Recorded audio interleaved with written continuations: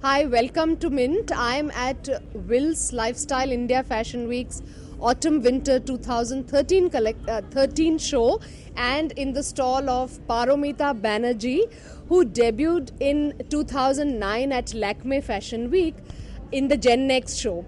She then became an emerging designer also at LFW, continues to be one, and has been showing for the last 6 seasons. This is her first show at Will's Lifestyle, and it's going to be tomorrow, which is the 14th of March. Paromita is here with me. She graduated from NID as a textile designer and lives and works from Calcutta. There is obviously an inheritance of textiles.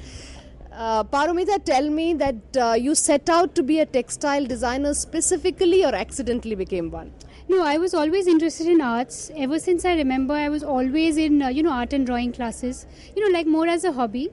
But I think the best part that has happened to me is a hobby translated into a career. So I don't mind the 9 to 5. In fact, it's never 9 to 5. It's always 9 to whatever time.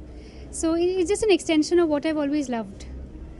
India has so much in textiles that it can also be not only repetitive but perhaps confusing for some designers to find a niche. So, are you trying to find a niche inside the textile territory? No, why? Because I think we already have a niche simply because of the way we deal with textiles.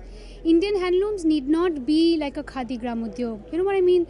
So it can be very contemporary. You just have to pick up the weaver clusters. You just have to pick up the crafts, the motif bank, and do it your way. Introduce color, do something about maybe the temple borders of South. Just do anything, but keep the craft inherent.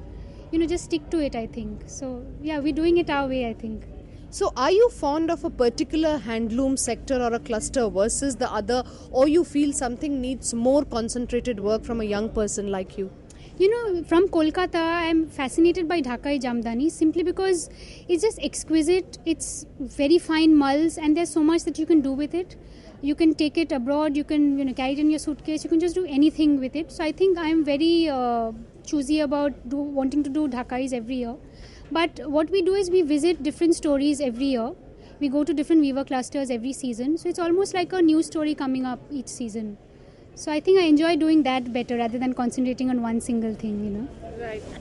Tell us about your collection this time. Have you called it something? Is it telling a story? Well, all my collections always tell a story because I think what better way to do it than do a fashion show and talk about it. The collection this time is called Boro. It's inspired by the Japanese concept of patching and mending fabrics together. I think an idea which is inherently lacking in modern lifestyles because you end up just wearing one item of clothing and forgetting about it. It's more about, she must have worn one, so she might not have more clothes to wear. So, So it's almost reminiscent of the Sujni Katha technique where Katha was done to patch pieces and not to sort of, value add. Right. So right now people end up wearing the katha, they end up doing patchwork because they have to. Right. But initially when it started off, it was almost like because you can't afford it, worn out of a necessity. So that was the basic concept, and we've done I think 3-4 stories here. A lot of patchwork, a lot of layering, a lot of separates put together, and it visits 4-5 weaver clusters across India. Do you want to show me something particular that is that's definitive from your collection? When I talk of the Japanese concept, I'm talking about the kimono. It's a very basic silhouette. It's more like a bathrobe maybe, but the minute you contemporize it, it can become like an overcoat, it can become a draped jacket. So what I have here is I've revisited the French knots, which I think I would have last seen my grandmom do it. This is done on a khadi and it's reversible, so it becomes a checked with a solid piece. So this, I think, is one of the striking parts of the collection.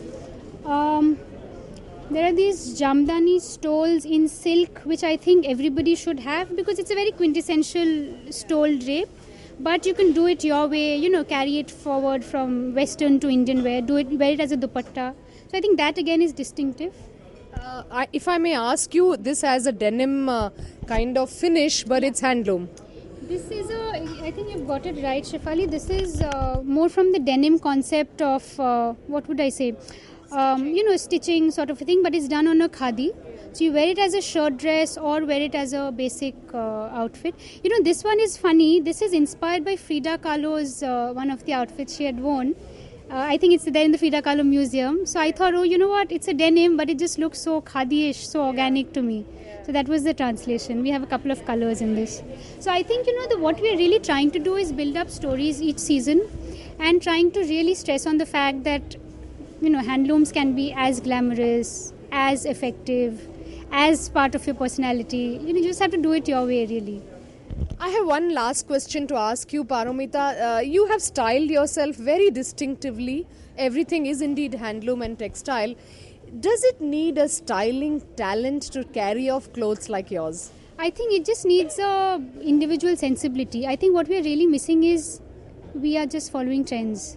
Don't, because everybody cannot look like a XYZ from head to toe. I'm not naming anybody, but, you can't. So just do it your way. And I think it will really stand out, And don't try too hard. I don't. I guess it shows. I don't know whether it does. It does. Thank you and good luck for your show tomorrow. And we will see you at the ramp. Thank you so much.